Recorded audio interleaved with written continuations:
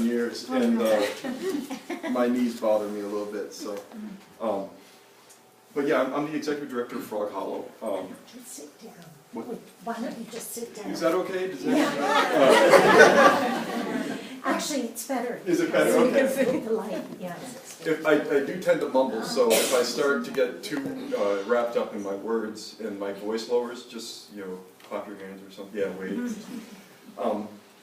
But yeah, so Frog Hollow, Ann did a great job of kind of giving an overview of the past. Frog Hollow, founded in 1971, has gone through a lot of different incarnations, I guess, over the years.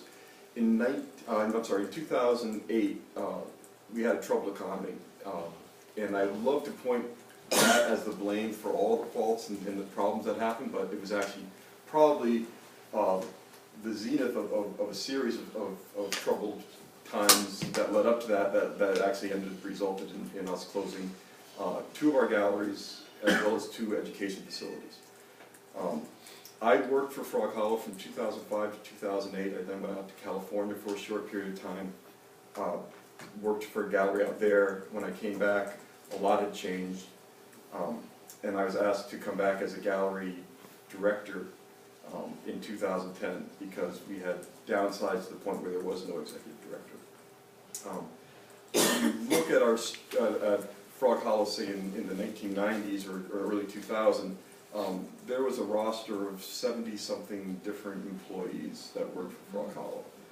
If you look at it today, there's me, there's an operations manager, a gallery manager, an education coordinator, and about 7 gallery staff, and that's it.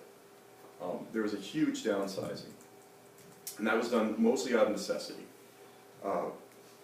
When I came back in 2010, I came back February 2010, things had gone, we were pretty dark. The board, when they hired me in February, I started February 1st, they said, just get us to May. That was the state that Frog Hollow was in. So they also gave me a pile of things to do. They said, in 2 weeks we have the State of Craft exhibit that I think there was a deadline of what we were going to do for a presentation for that. There was our State Craft Center renewal application, which was due in 2 weeks. There was, I'm trying to remember what else there was. There was a series of things that had just been constantly put off. The gallery was half lit. They couldn't afford to put bulbs in the canisters in the ceiling. So the front of the gallery, all the light bulbs had moved to the front of the gallery. The back was basically a cave. So there were a lot of challenges. Our sales had dropped as a result of all of this. We had a diminished reputation. We had lack of community and artisan confidence in us. We had our nonprofit, because we had no education facility. We were not doing any fundraising. Our entire income was based on sales. As a nonprofit, you have to bring in roughly 33% of your income needs to be from the funding of the community. And so our nonprofit status was in jeopardy. And just the general physical look of the gallery, it was tired. So we had a little bit of a challenge in front of us.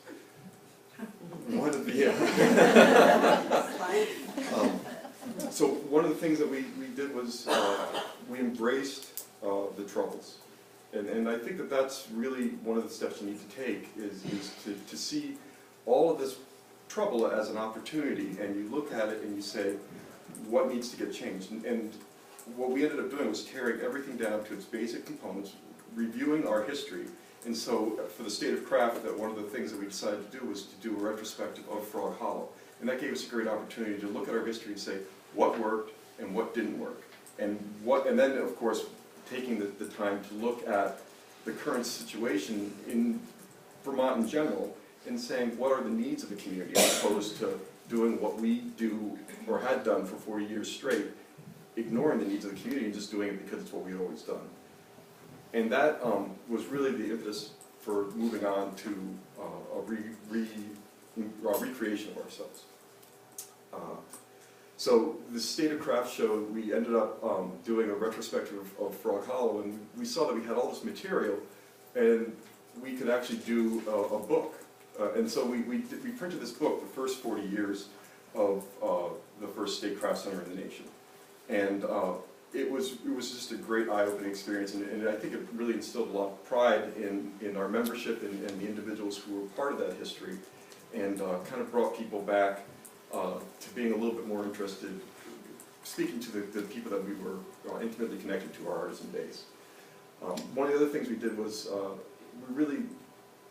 one of the problems I think that had happened was that there was a lack of respect being given to our artisan body. And so one of the things that we did was, because we had retreated all the way up to the northwest corner of Vermont, we decided that we would reach out to our artists. We wouldn't make them come to us, we would go to them. And so we did a tour of the state where we went out and we actually, in this very room, we had a meeting where we would go to different areas of Vermont and speak to the artists and let them vent. I mean, let them say, you know, I was treated poorly. I came all the way up to Burlington to drop off work, and I was refused because I didn't make an appointment. And you know, someone who drove 3 hours to do this and was in the area and it fit into their schedule that they could do this was denied in the past. And so these kind of things, all this feedback we took in as well, and we went to Manchester, we went here, we did one in Burlington, I'm trying to remember if there's one other location. But really listening to the people who had supported us and putting their words, you know, giving that our attention. So we started to, we also actually benefited from some luck. Our lighting situation was cured because the Efficiency Vermont, I think it was doing a trade-out bulb, so we would get these energy-efficient bulbs in exchange for the bulbs that were in our canisters.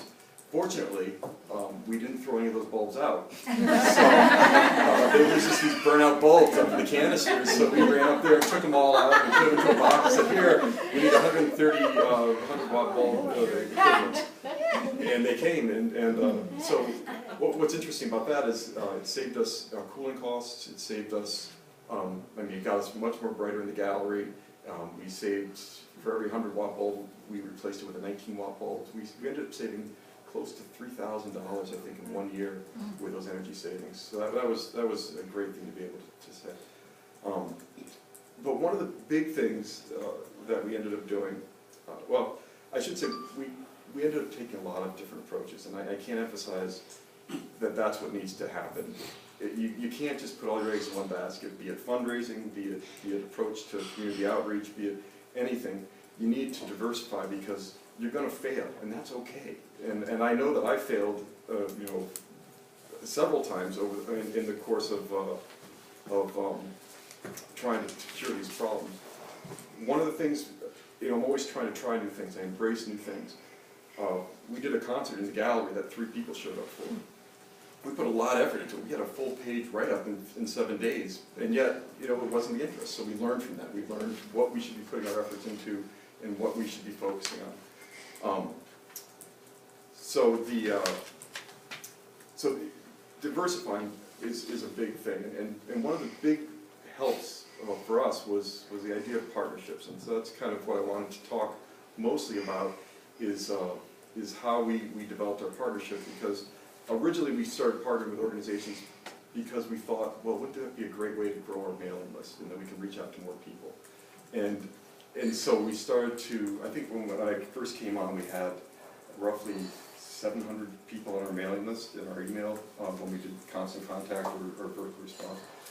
As a result of our efforts, today we have over 10,000, maybe 11,000 in our mailing list. And it's really, it's developing a benefits packet that you can give to these individuals. You can say, now one of our benefits is that we have an 11,000 mailing list that we can call out to and get your logo in front of. But when we were starting off, it was very slow, and we were very open to ideas. And so one of the very first partnerships that we did was with the Women's Rape Crisis Center, which is kind of an unlikely partnership when you think about it, a craft center and an organization. Women's Rape Crisis Center is now known as HopeWorks. They changed their name. But what we did was we took two of our artists who happened to be two of our board members, so I was able to convince them pretty easily to participate in this.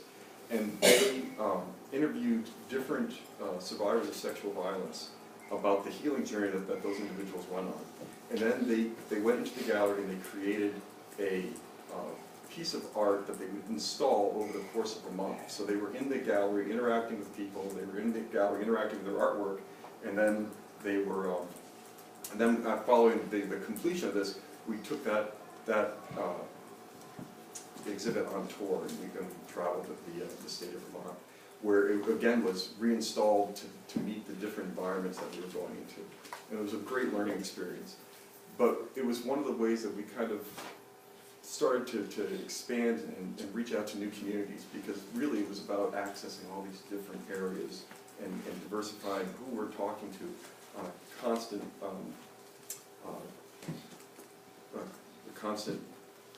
approach. So I thought that was a really effective way. And as we did that, we put out calls to the communities to come and see this show and participate in this event.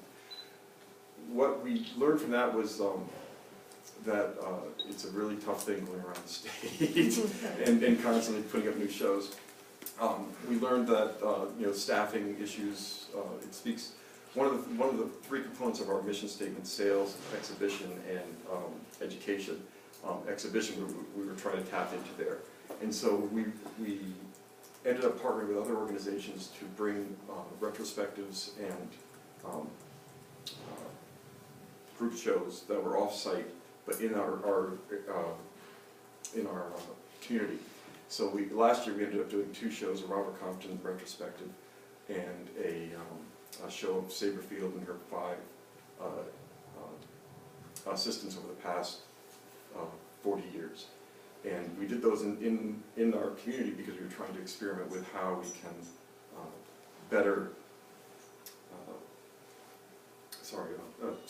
can better put together exhibits in blank areas, or in abandoned areas, or storefronts. And what we ended up doing was we called out to VPR, we called out to we had a partner of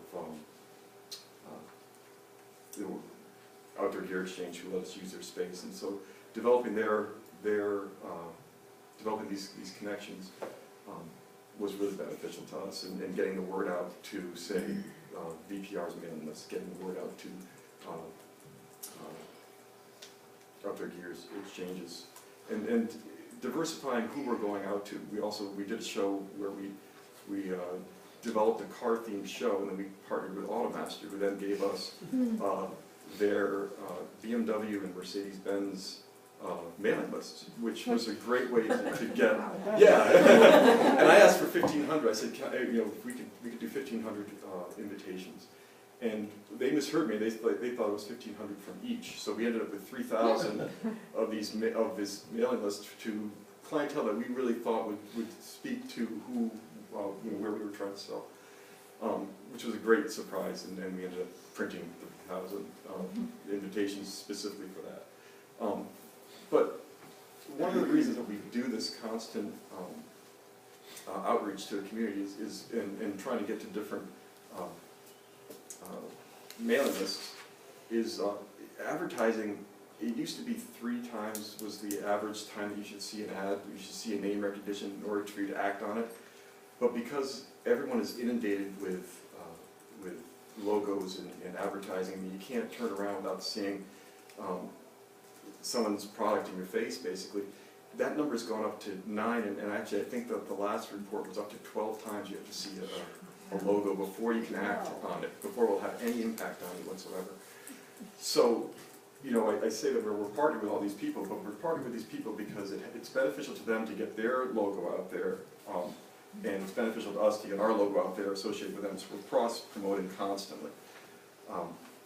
With that said, I don't want the gallery to look like a NASCAR driver's jacket, and so we're really selective at this point, especially as to how many people we partner with per event and how we present that. And so we've developed a presentation format that speaks to us, but gives our needs, but gives the organizations a lot of visibility. A lot of that's done through hyperlinks. A lot of it's done through email blasts, keeping our costs down as low as possible. We only do mailings. I mentioned mailings. We only do mailings when we get a sponsor for a show because the entire sponsorship goes towards advertising costs. So that's a big component of how we do those mailings. One of the things, if you could just click on this. Yes. Just click on that.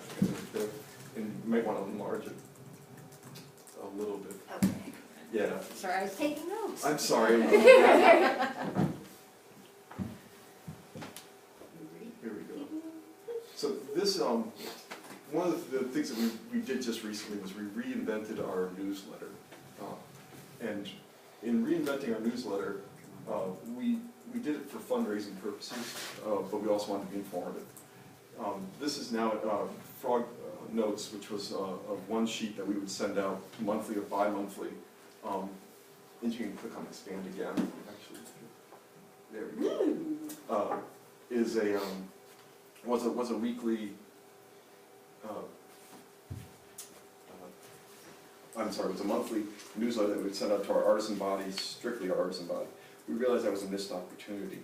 And so calling out to, this is a table of contents here, and if you could just arrow to the right or left, it doesn't make it. We ended up using this as a tool to call out to funders, to let them know what we're doing in a really kind of nice manner. It also talks about our more of our collaborations and our partnerships. Partnership, like at the very first page, if you go back, it goes to, we partnered with the Shelburne Craft School, so now we have a membership partnership with them. And the reason we did that was, the more you work together, the more you can call out to their mailing list, they can call out to our mailing list, it benefits us both. We're not looking to duplicate a facility like the Shelburne Craft School, like what we had. We're doing other education outreach. And so what they're doing is great work, and we thought that we could support each other. So we gave them this ad. If you actually clicked on that, it would take you to their website. Yep, it's a good link to it. And it would talk about that process, about their class listings and who they are. One of the other things we've done on our website is we've listed off not only all of their classes in an education section, but we list off all the classes of any of our artists that they're teaching. This fulfills our education mission to a certain degree, but we continually try and find new ways to represent the artists and teach about the learning process. One other partnership that I'd like to just call attention to, and actually if you just exit out of this, and if you go to the top of the page and click on artisans, sorry.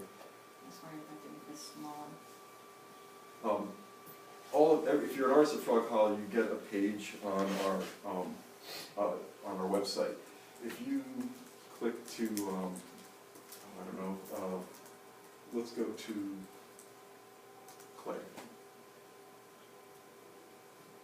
And then we'll go down here to Susan Rager Bray, right there. Susan's one of our board members. She also participated in the first round of videos that we made. We put our partnership out with RETN, which is a local video, it's like a public access television station. And if you could just scroll down to this right here, we now have a TV series that we work with the first round was made by interns, the second round was made by Burlington College students, art students, where we highlight different artists, do a short video presentation. If you just clicked on that, you don't have to listen to it, but. It sounds going to be on my level. Okay. This is this series won a national award just recently. And they're about anywhere from 6 to 10 minute videos about an artist. And it's just a nice presentation. But by partnering with RETN, we ended up partnering with Burlington College, and we're probably going to be partnering with a number of different schools around the state now to create more of these videos. And when you have a product like this to show, it becomes a really great tool. Now, this is going to expand to educational videos that we're going to be doing in support of our Leapfrog program, which RETN is going to be working with us, and then we can actually sell sponsorships of each video that we produce to benefit the step-by-step process of learning how to create or make one piece of artwork for a school system that we're going to be going into, additional partnership. We're also doing these in a partnership with the Vermont Library Systems, where we're going on the road again with a show about Peter Miller's new book, A Lifetime of Vermont People, where we're going to have 3 education components that will focus on different age levels of I think it's going to be a solar photography, camera obscura, and a pinhole camera project for different age groups that we're working with. And each one of those will have video step-by-step on how to teach those classes to the students, and those will be housed on the website. I can go on and on and on. I can't say how thrilled I am to be doing the stuff that I'm doing. I get up every day and I can't wait to go to work. I also am an insomniac, so that helps with doing some of this stuff too. And but getting a board that's really excited about the stuff, exciting the board. I brought this as an illustration. This is a board booklet that I put together, and it has everything that I would like the board to do in it. And you guys are welcome to look at it. There's a third of this. It's pretty hefty. A third of this is fundraising. It has job descriptions. It has our history, our mission, everything in here. And you're welcome to kind of look through that as well. But yeah, we could go in a bunch of different directions. I really encourage you to ask questions and grab me, and I'm happy to talk about just about everything. Thanks. I just really have to acknowledge you for the remarkably tenacious optimism and dedication. I swear that if you hadn't come back and come back, we might not have a Frog Hollow, and that would be a very, very sad thing. And I know many of us were very worried.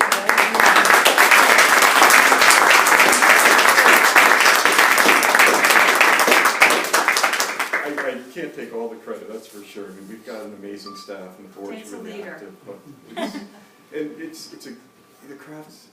the craft community of Vermont is worth all the effort and all the excitement that we can give to it. I mean, these individuals are just remarkable, and that's what drives me. So, the credit's really on your side. Any questions or anything I can answer right now, or you can talk later?